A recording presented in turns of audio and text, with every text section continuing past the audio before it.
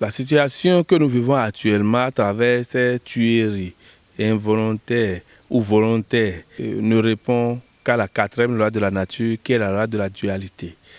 Quand on prend, par exemple, les consultations qui ont été faites pour l'année 2022, à l'orée de l'année 2022, vous avez vu des consultations au cours desquelles il a été révélé que l'année 2022 serait une année prospère, une année bénéfique, une année stable.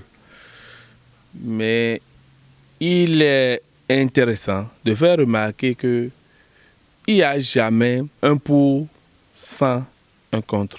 C'est-à-dire, pour que l'équilibre y ait, il faut les deux. Ce que nous vivons actuellement, si nous ne vivons pas ça en début d'année, c'est clair, nous vivrons ça en fin d'année. Pour que l'équilibre y soit. L'année sera prospère. Et voyez-vous, ce que nous vivons, la plupart du temps, c'est sur les âmes, s'il faut appeler ça faibles, que cela se remarque. Et il y a des esprits, et c'est vrai, des esprits malveillants, c'est ce que nous appelons les mauvais esprits, qui sont à l'œuvre.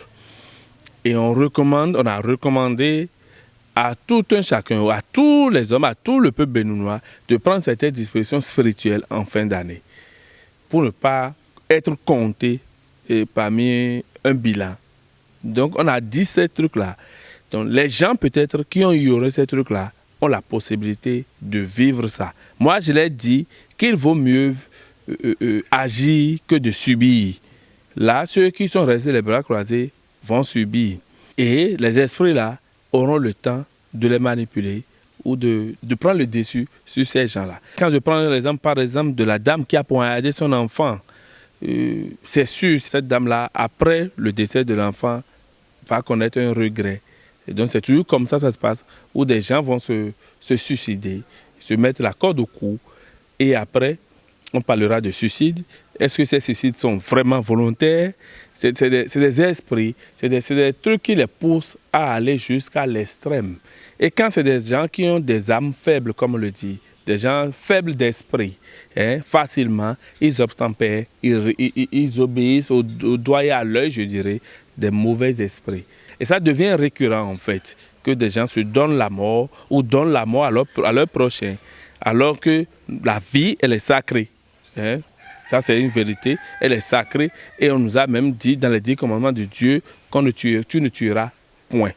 C'est pour dire aux uns et aux autres que tout n'est pas anodin. Bon, on vous pousse à l'extrême. Et c'est les affres de la sorcellerie, ça, en fait. Pour les sachants, ils savent de quoi il s'agit. On vous pousse à l'extrême. Personne ne veut venir vous tuer. Mais on vous pousse à l'extrême pour que ce soit vous-même qui vous donnez la mort ou que ce soit, par exemple, la mère qui donne la mort à son enfant. On n'accusera pas la tante, on n'accusera pas l'oncle, on n'accusera pas une tierce personne. Puisque c'est elle-même qui, de par ses bras, a donné la mort à son enfant. Mais au-delà de l'acte, nous, traditionnalistes, nous, spiritualistes, nous voyons ça au-delà des faits. Au-delà des faits, il est question de spiritualité, il est question d'âme manipulée. Que vous allez à l'église ou à la mosquée ou que vous soyez traditionnaliste, il est question d'être éveillé et de tenir compte de tous les aspects. Et je parie que cette dame qui a poignardé son enfant là aurait déjà fait des rêves qu'elle n'a pas su interpréter. On lui aurait envoyé le message d'une façon ou d'une autre. Parce qu'avant que quelque chose ne se réalise sur terre, ça se réalise d'abord dans les mondes internes. Et il n'y a pas de hasard. Et il faut pas occulter aussi ou laisser de côté ce que nous appelons la dette karmique. C'est pour ça, moi, je dis tout le temps qu'il faut évoluer même vers l'étude de vie. Quand vous faites votre étude de vie, ça vous permet de savoir quelle est votre mission sur Terre, quels sont les obstacles par rapport à cette mission et comment anticiper pour pouvoir réussir votre vie. Ce n'est pas seulement avoir de l'argent qui est une vie parfaite, non. Donc, moi, je voudrais que les gens aillent au-delà du physique pour se préparer et surtout veiller. Parce que quand on parle de dettes karmiques, c'est comme des dettes que vous devez à la nature. Et d'une façon ou d'une autre, vous payez.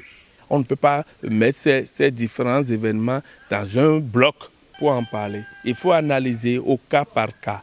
Il y en a qui ressortent de ce que nous appelons dette karmique. Il y en a de ce que nous appelons chemin de vie, c'est-à-dire c'est l'issue de l'individu pour atteindre l'objectif qu'il est venu accomplir. Il y a également qui se met sur le registre des mauvais esprits, comme je le dis, de la sorcellerie pure et simple.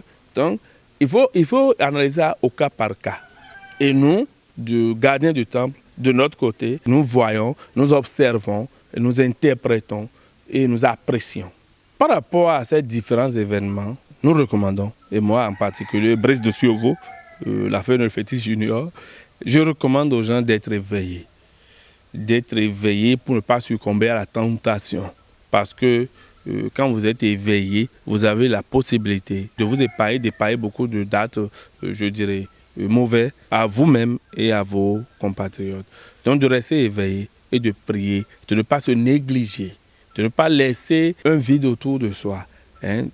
Que vous soyez, par exemple, religieux, des religions nouvelles, je veux dire, il faut suffisamment prier pour que vous soyez dans les grâces de Dieu vraiment.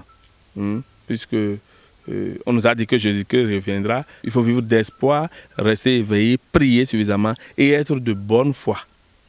Mais que vous soyez des religions endogènes, on vous dira de vous préparer à toute éventualité. Chaque jour que Dieu fait. Je voudrais rassurer les uns et les autres que ces actes également, toute la population d'ailleurs, que les actes que nous avons commencé à remarquer depuis la fin de 2021 jusqu'à maintenant en 2022 ne sont pas forcément anodins.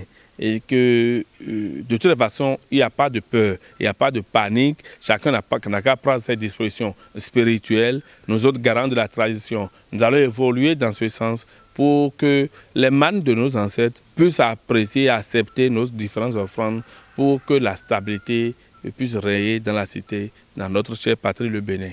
De toutes les façons, on ne pourra pas garantir qu'il n'y aura pas de date terrible tout au long de 2022. De toutes les façons, ce qui serait positif dépasserait largement les quelques négativités que nous allons avoir. Puisque nous sommes obligés de vérifier et de vivre la dualité, la loi de la dualité, qui est la quatrième loi de la nature. Donc, qu'on veuille que l'année soit prospère, souffrons également qu'il y a quelques pépins.